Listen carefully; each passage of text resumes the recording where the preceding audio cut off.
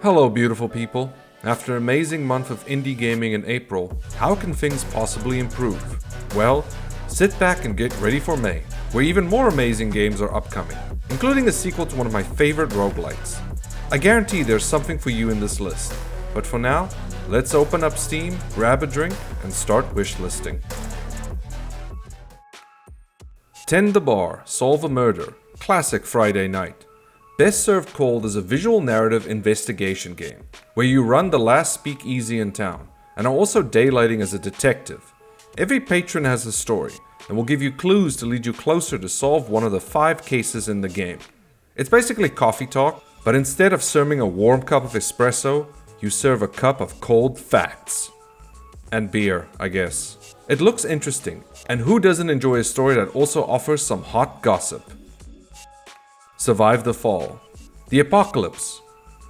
Again, all jokes aside, Survive is a little different.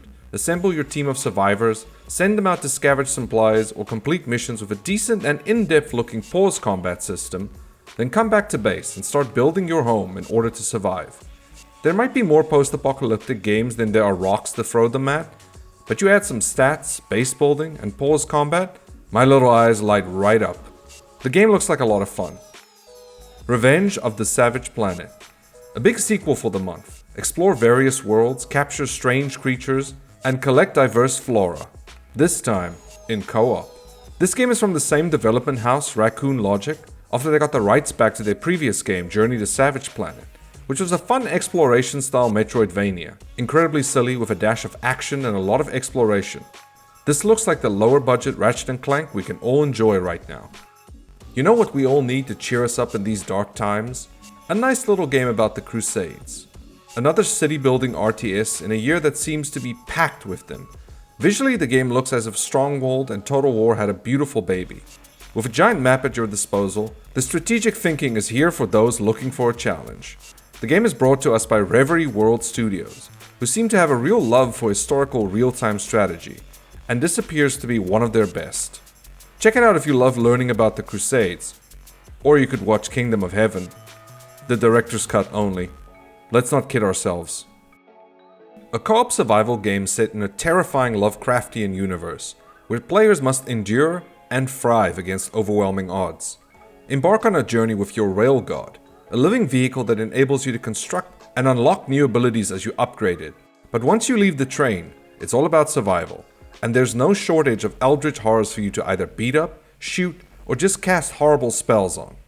Spells and abilities can be learned by capturing and sacrificing various deathless creatures. Kind of like Pokemon, but with even more grisly implications.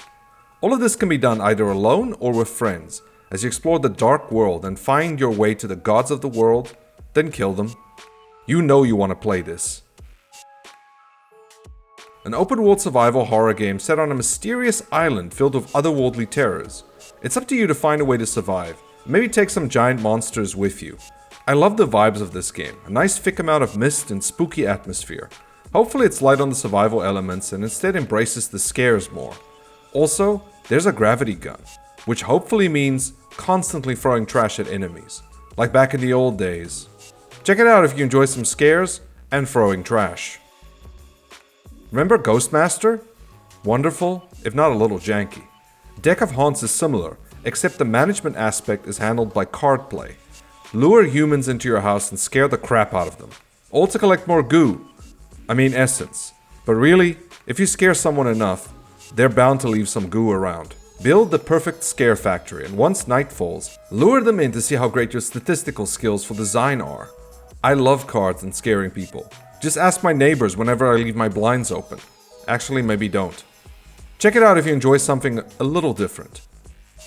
Bygone Dreams from Primetime is an action-adventure RPG that's based on Slavic folklore, and it looks good. The visuals are gorgeous and colorful, and the music is... It's really looking like a winning formula. As you travel the dreamland of Lume, you need to find the Guardians, powerful creatures who've been corrupted, and need to have reason smacked back into them. There's a preview version of the game called Prophecy that's coming out early in the month and should whet your appetite before the full release. So check it out. A sequel to the game that took over most of my 2021. Monster Train 2 is a roguelite deck builder and Highway to Hell simulator. Stack your deck and defend the core of your train. Make sure the free tiers of your train are packed with various monsters to keep it safe. I loved how addictive learning new strategies in the first game was, and I'm excited to see what they add in the sequel to expand the gameplay. This better be on your list, or we might not be able to hang out in the future anymore. Space boats. What more do I need to say? I guess something? Void Sails from Ticking Clock Games is about adventure on the high space. You control your ship as you travel the galaxy and seek out adventure and various artifacts, all while navigating an uncharted solar system. The story is also open to your choices as your decisions shape how things go. Just remember to keep a backup save file handy, because you never know where your rash decisions can lead. Ship combat is intense, as you man your cannons and blast enemies back into the dark void of space. And it's very cold in space. Despelote is a first-person soccer game where you go through the world as 8-year-old Julian in 2001 Ecuador. Explore the town, meet the people, kick the ball their way, and watch how this sparks conversation. Despelote is a kind of slice-of-life game I see on Steam all the time, and you likely already know if you want to play this. It's got an interesting visual mixture of photorealistic environments and cartoony people who inhabit it. This is very appealing to me, but your mileage may vary. Something of an art house game if you're interested, but maybe it's time to try something new, and check it out. A sequel to a wonderful little adventure game, Spirit of the North from Infuse Studio. Play a lone fox as you explore your world looking for the lost legendary guardians, and then help release them from a dark shaman. The game is set in a beautiful and vibrant open world. Explore every nook and cranny to find runes in order to enhance your abilities, and get some nice cosmetic options to make your fox look even more stylish. It reminds me of an animated adventure involving a hound, but this time, the fox doesn't die at the end. It better not. Worth giving it a look if you enjoy a good adventure. From one gorgeous game to another. Freeride is a self-described oddball RPG where you board a train to the spirit world and meet all kinds of interesting characters, all dealing with their own problems. Similar to Spiritfarer, but here you have access to telekinetic abilities for solving puzzles or just starting fights with strangers. It's all up to how you use them, because the game has multiple paths for you to take, and also, it's a personality test. Every choice you make and route you take has the game judge and define you, like your parents when they meet your friends. I love how this looks, and in a year of really interesting narrative adventures, it looks like it's about to get even better with Freeride. Pipistrello and the Cursed Yoyo isn't a YouTube animated original whose memes will drive you insane after a few weeks, but the first Yoyovania. I unironically love that. A top-down action RPG from Pocket Trap that's very similar in style to Legend of Zelda, but with a yo-yo instead of a stick. The art style is glorious and wonderfully evokes the retro style of older SNES games, while still bringing its own spin to things. It's fantastic how the yo-yo is used for combat, and most importantly, movement. Use it to swing yourself around, blast off walls, grapple, and even hit switches or keep them pressed down. Pipistrello is sure to be a hit this month. Keep your eyes glued to this one. As We Descend is a roguelite deck builder strategy game, a genre I keep seeing show up more and more, and it makes my eyebrow raise a little with interest. Deploy your squads, each making up its own archetype, and use the cards to hold back the forces trying to break through your last line of defense. I love the visuals of this one, it looks fantastic. As We Descend looks like it might be a great hit. Creature Keeper from Fervor Games is Pokemon, if Nintendo had guts, so more like Pal World. Pester cute creatures, have them work for you, and force them to fulfill your every requirement. You're basically a walking LinkedIn. The pixel graphics are gorgeous, and while the creatures are busy biting enemies, you can also fight alongside them. This could either be lost in the grass next to all the other Pokemon likes, or something wonderful for the month. Let's wait and see! Teenage Mutant Ninja Turtles Tactical Takedown. Here's something right up my alley, but also incredibly unexpected. TMNT Tactical Takedown is a turn-based beat-em-up from Strange Scaffold, one of the most interesting developers on Steam. A solo dev who's made some amazing games recently, most notably El Paso Elsewhere, I Am Your Beast, An Airport for Aliens currently run by dogs, and Click Holding, a game about holding it in. Holding what? Just it. Tactical Takedown takes the fast-paced combat of the beat-em-ups and instead turns that into a more manageable turn-based combat. Select your moves, plan your character placement, and combo the hell out of the Foot Clan. Also, levels mutate and add new modifiers and challenges, like cars, being able to fall off rooftops, and other problems to make your life easier, and theirs so much worse. I love strange scaffolding for always trying something new, so we'll definitely keep my eye on this one. This looks intense, a horror adventure game designed by using real clay and animated in stop motion, like Henry Selick's Nightmare Before Christmas. Apt comparison since the game has the entire atmosphere of that film, but even more sinister. You befriend a lost lantern called Potboy. One of you just felt the urge to call their dealer back. I see you. Use this light to guide your way through a very messed up and terrifying world. Become fully immersed in its captivating atmosphere and marvel at the stunning, yet unsettling visuals. It's perfect for ending a tough week too. I'm keeping a large eye on this one, and I hope you are too. Captain Blood. We finally reached the beginning of the 7th generation console nostalgia. Captain Blood was technically started years ago, and only completed recently due to some legal issues with the development, and I wish more cancelled games got a second life like this. Here I am looking at Pirates of the Caribbean Armada of the Damned to somehow find its way back on shore. Captain Blood is an action-adventure pirate game where you use every weapon in the pirate manual to beat up and kill other pirates, buccaneers, and even some navy fools.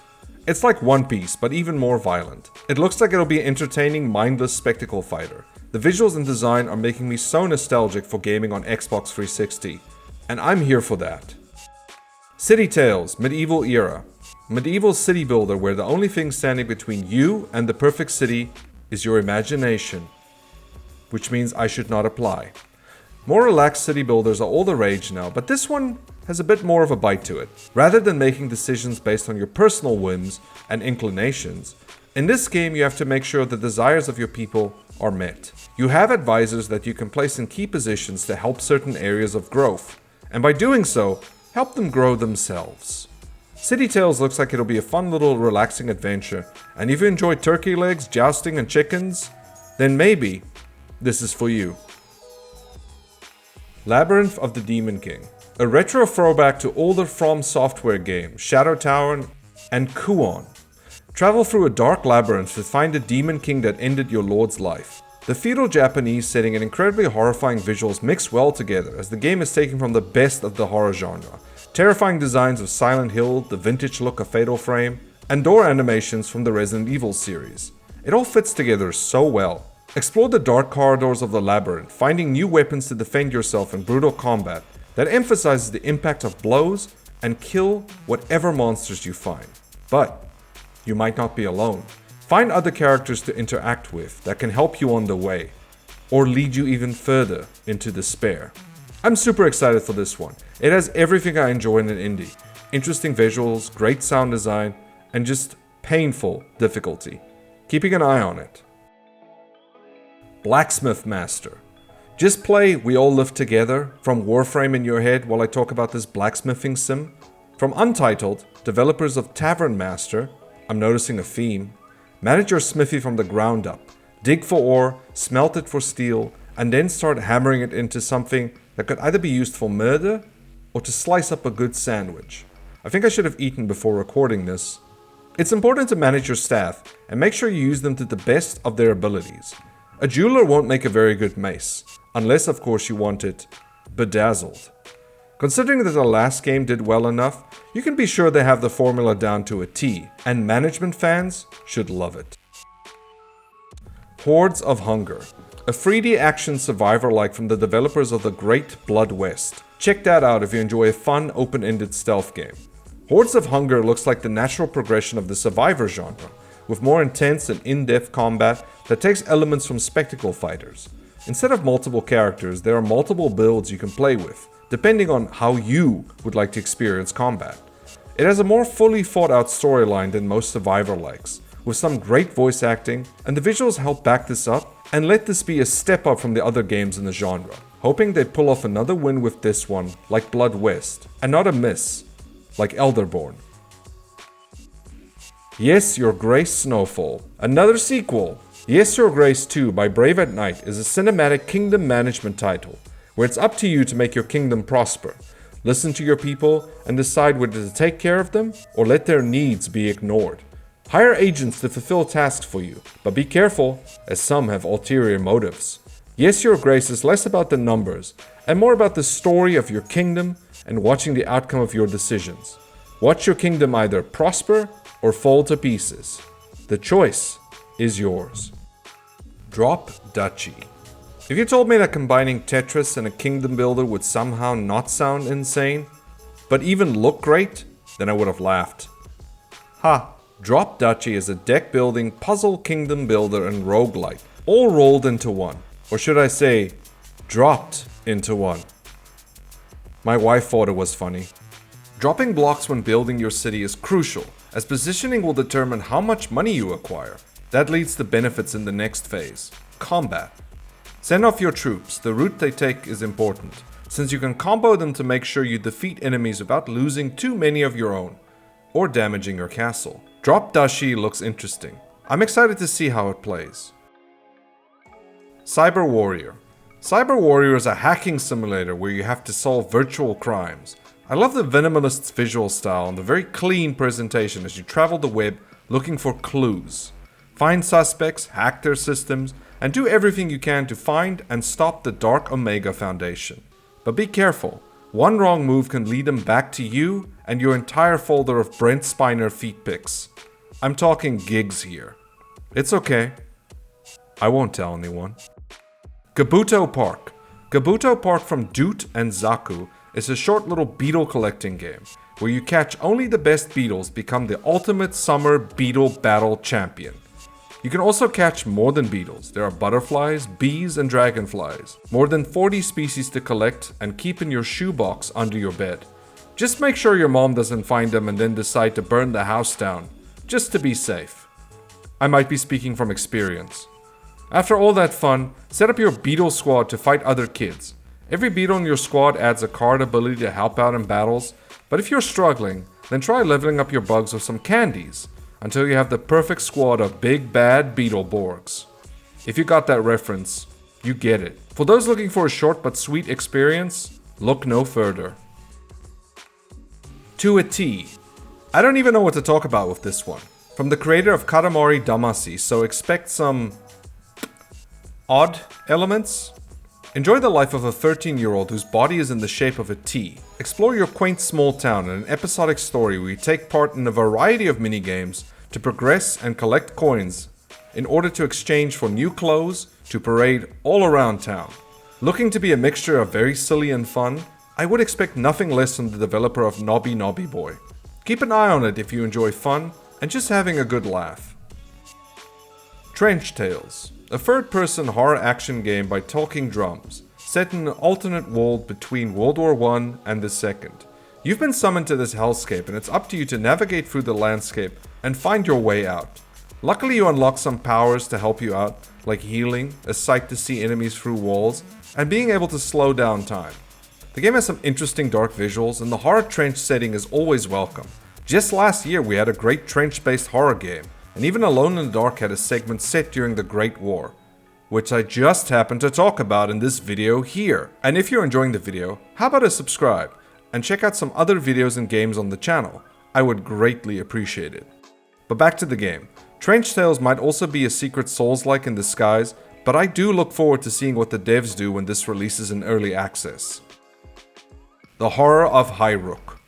Horror of Highrook from Null Pointer Games is a card management haunted house exploration simulator that looks interesting. Manage a team of investigators and explore a creepy mansion to find a missing family. It reminds me a lot of the card game Arkham Horror. Explore the mansion, find items, summon monstrous entities, then kill them. You have the ability to craft a bunch of interesting cards by combining the ones in your hand, like tools, potions, or even characters to make new creations that can help you progress. I'm really interested by this one, but the real question here is whether it can hold the player's attention long term. But keep an eye on it if you enjoy a good card game. And there we go, another wonderful list of indies. Personally, I can't wait to lose more hours into Monster Train 2. But here's a game for just everyone in the video. Let me know if any of them are on your list, or I've given you new games to look forward to. I hope whatever you choose to play makes your day just a little bit better. But thank you for watching. I hope to see you all next time. Goodbye.